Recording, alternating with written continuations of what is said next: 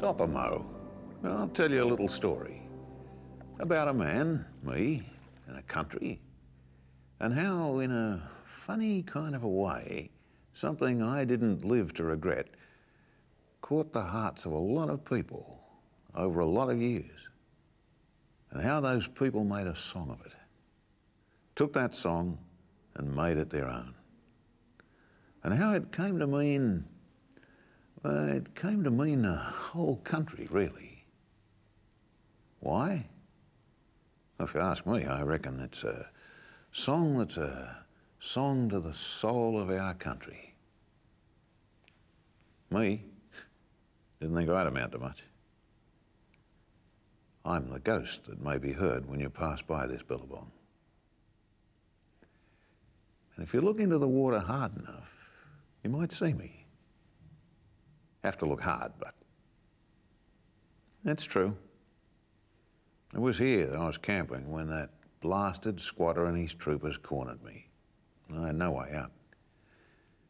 You see, on the track you're free. You're your own man. I would have died in jail or gone mad. So in the water I went. And I thought that'd be an end to it. But blow me down if that fella didn't pick up his pen and write a song that's stuck to this country to this very day. Stuck to it. Got a life of its own, that song.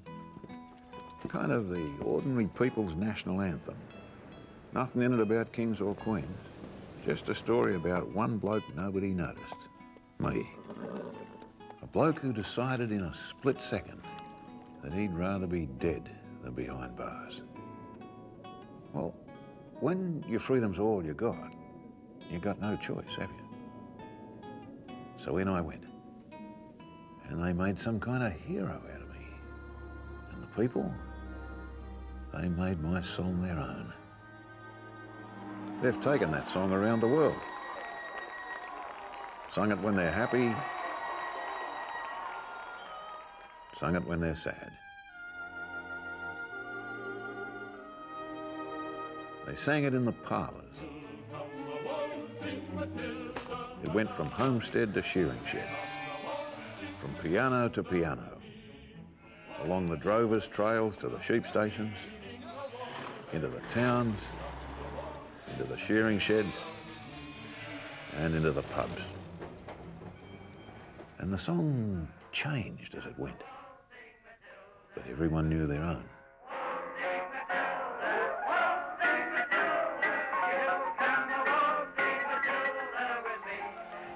A whisker away from 100 years ago, they took it with them to South Africa for the Boer War.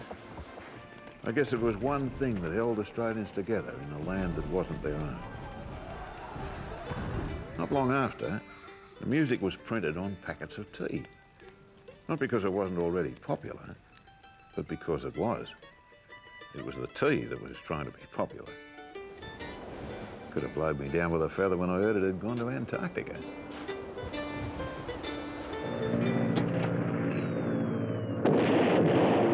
Then there was a war, the Great War, the war to end all wars.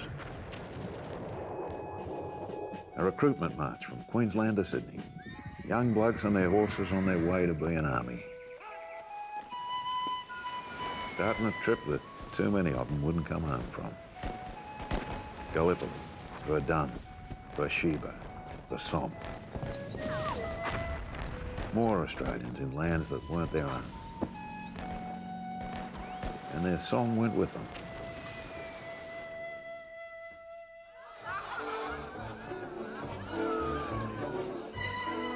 The 20s were a party. Skirts went up, pictures were in, and Australia started to turn into a suburb. And the song was played to accompany the new silent film newsreels. A bloke called Kingsford Smith flew his plane right around Australia. Then he flew right across the Pacific from California, just to show it could be done. Here he comes now. Over near the inside rails, going easily, but Pike's not going to take any... And there was a horse called Farlap winning everything. He had a song or two writ about him too. But before you could take a breath, the Depression came around. A lot of blokes on the road like me, looking for work, getting by any way they could. My song was their anthem, and it took off all over again.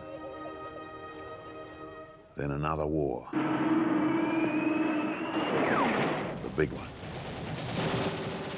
Began in Europe and ended with a bang in Japan. And there were Australians in most parts of it.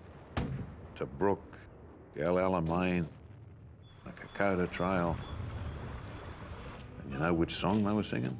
Waltzing Matilda, leaning a water bag, will come a waltzing Matilda with me.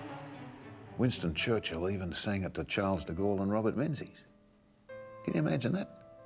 A song about a swaggy being sung by the leader of England to the leaders of France and Australia.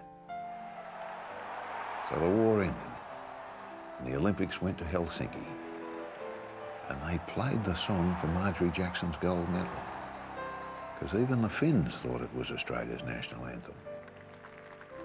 By the time the Melbourne Olympics came round in '56, 9 out of 10 Australians thought it should be the anthem. And the '50s brought us lots of new faces among the crowds, and a lot more understanding that it's the difference between people that makes them interesting. You'll come a waltzing Matilda with me. And the song? No, it's not my song anymore. It's Australia's song. Perhaps it always has been. And it's as strong as ever. Last time anyone counted, it had been recorded over 500 times. From the rock and rollers to the Mormon Tabernacle Choir. It's waltzed to some pretty strange tunes, and it's been enlisted in some very lost causes. But it's still survived where it matters, in hearts that are touched by that song. If you wanted to bring a tear to an Australian eye, take them out of Australia to any other country on earth and play them a few notes from that song. They'll be smiling, but they'll be crying. That's my song. That's our song.